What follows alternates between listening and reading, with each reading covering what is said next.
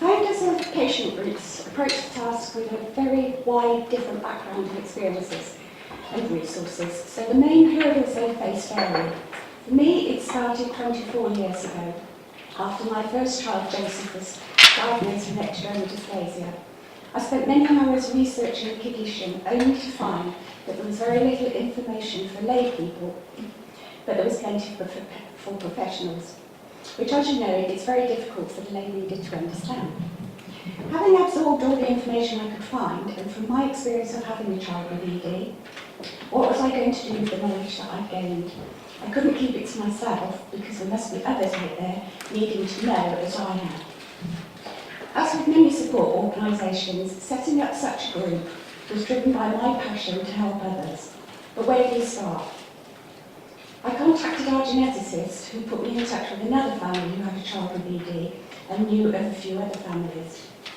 During my research on the condition, I found that it was first discovered by Darwin back in the 1800s. Wow, all that time ago, and very few people today have ever heard of it. If people have had that condition for over 2,000 years, there must be more people around the world with this who are probably, like me, struggling to find help and information.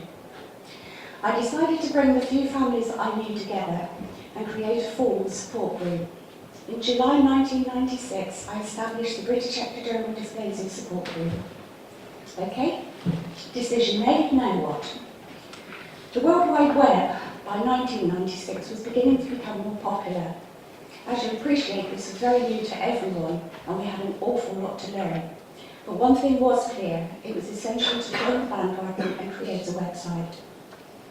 I wrote to the few family contacts that I had, asking for help.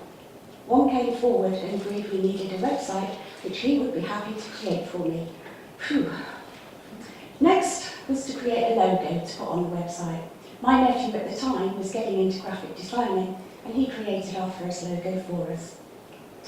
The website was set up and families began to contact me, seeking more information. I very quickly had to get writing, moved away from the typewriter and onto the keyboard. To help save time, I contacted the National Foundation for Ectodermal Dysplasia in America, asking if I could reproduce some of their information. The first lesson I learned, which the first speaker spoke about, was don't reinvent the wheel. If the information is out there, ask if you can reproduce it, and always acknowledge where the information originated from. It quickly became very apparent that more health officials, professionals and public needed to know about ED, and it was the job of the support group to bring this awareness. With the help of Angus Clark, Joe's geneticist, who'd been involved in the support group since its creation, helped me put together a leaflet which was posted to all the area health authorities and NHS trusts within the UK. That was back in the days when email was barely getting started. As with a lot of leaflets, I suspect they ended up in the bin. Although back in those days, there was a better chance that someone would read it. For help and information on running a support group, I then contacted a national charity, Contact a Family. They're dedicated to advising, linking and supporting families with any disability or special need. They provided a lot of guidelines and information which led me to writing my first newsletter.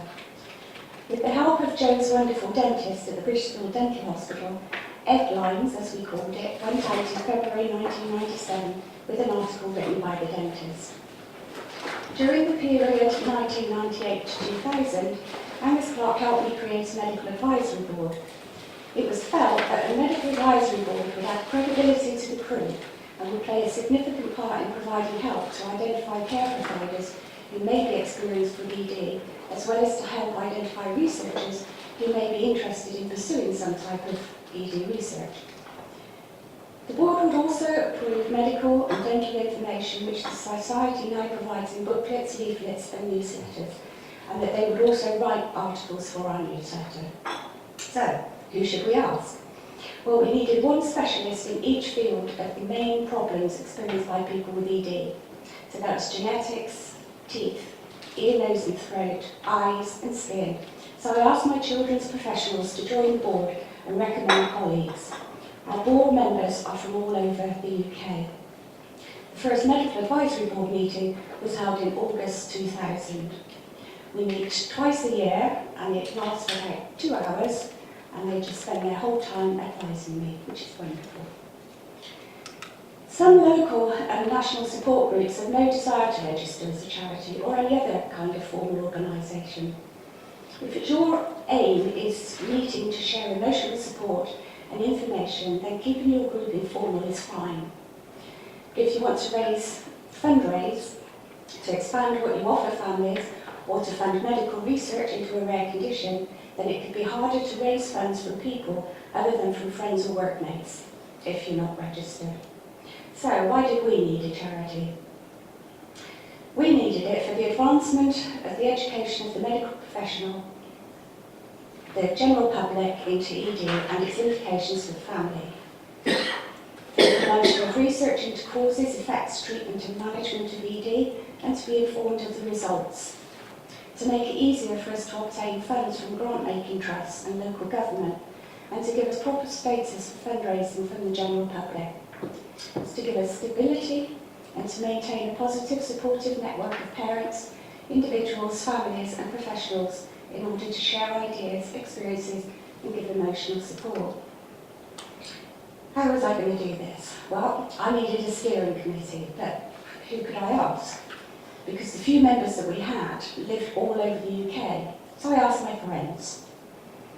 I ended up with a chairman, a treasurer, the secretary, who's me, and 2 of our members. During 2000, the steering committee was established with a view to moving the group forward to charitable status. To register with the Charity Commission, all voluntary organisations should have a governing document, as was said at the beginning, that clearly outlines what the organisation, why the organisation exists and what in broad terms it intends to do. The most common type of governing document that organisations start out with is a constitution, and this represents the rule book for the way in which your charity will operate. There are sites on the internet with constitution templates that, again, we obtained ours through Contact Family. Next, we had to set our goals. We needed a mission statement. So for us, we chose our mission is to provide information, advice and support to those affected by external dysplasia. Then we set out our aims. To provide information, advice and support to those affected by ED. To promote the education of the medical professionals and the general public. To liaise with our medical advisory board. To support members in negotiations for financial aid and other services such as disability living allowance, personal independent payment and other government benefits. To encourage a network for mutual support, to produce regular newsletters and to maintain the website. Once we were happy with the contents of the Constitution, we registered this with the Charity Commission and finally achieved our charitable status in October 2001. The name of the organisation was changed to the Ectodermal Dysplasia Society to reflect our now worldwide membership, and the steering committee became the Board of Trustees. The trustees meet 3 to 4 times a year in my house. Staff send updates prior to the meeting, telling them what they've been doing, what our membership stands at, all the support we've given people, the DLA appeals we've done, the tribunals we've done. We have an AGM every April and May, and they basically keep me on track. We have a reserves policy which ensures that we're going to have enough finances to maintain the 2 staff I have, and we have an insurance policy which is basically because I open my mouth rather a lot, and I might one day say something I shouldn't.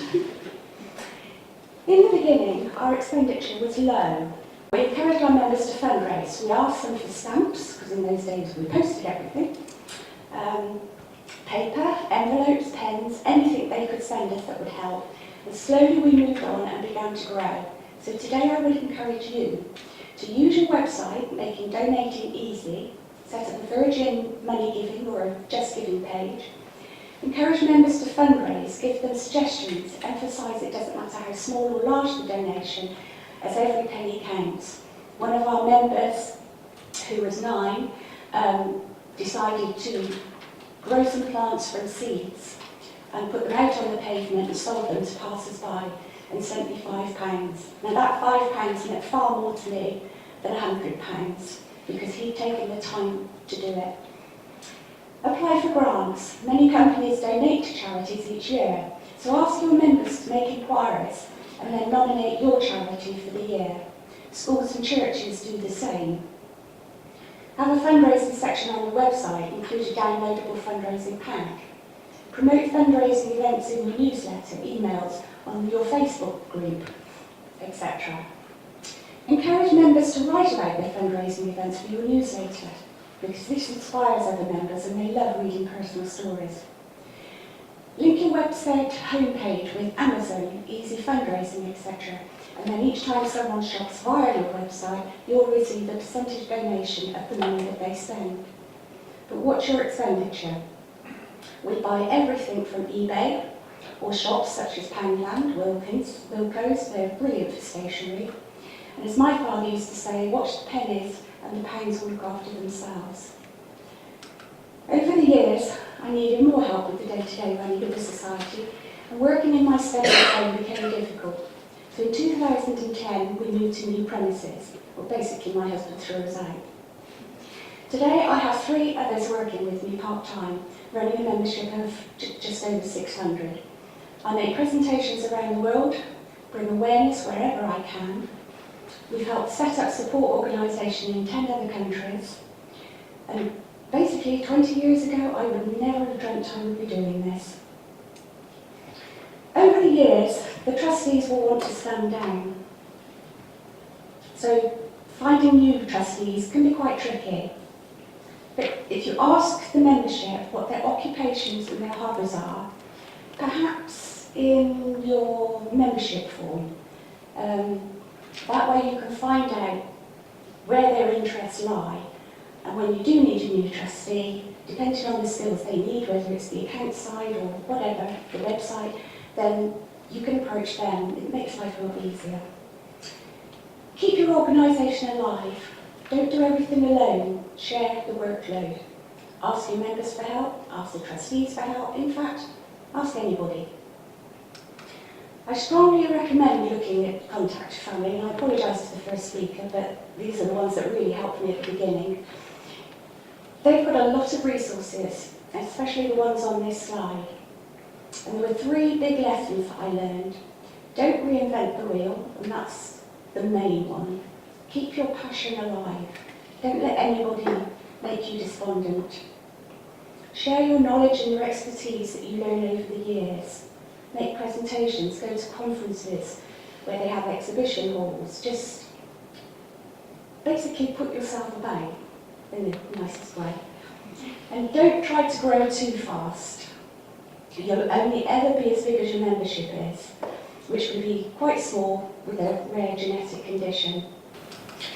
Find a Cure as a strong commitment to empowering patient groups in a variety of ways to suit individual needs. They have their training shops, webinars, peer mentoring, of which I'm on that programme, and they are absolutely terrific at making sure again that I stay on track and I'm doing what I'm supposed to do. So they phone me every 2 weeks and I have to say what I've done. So the day before I'm quickly doing what I'm supposed to do. They have a growing wealth of materials accessed via their online portal. I was looking for a graphics designer to create some age-specific children's leaflets, and Find a Cure pointed me in the direction of Pimp My Cause, don't laugh. That is what they're called. And you just go on there and tell them what you're looking for. Another company will be on there looking for some work. And they contacted me, the company contacted me, and they said there was no payment whatsoever. They would do the 3 leaflets for me, age specific. But in return, I was to allow them to use my leaflets in their portfolio. Well, to me, that's like a win-win, because if they use my leaflet in their portfolio, that's bringing awareness about scleroderma dysplasia. So it was brilliant. So thank you for listening to me, and I'm happy to answer any questions either now or during the panel session.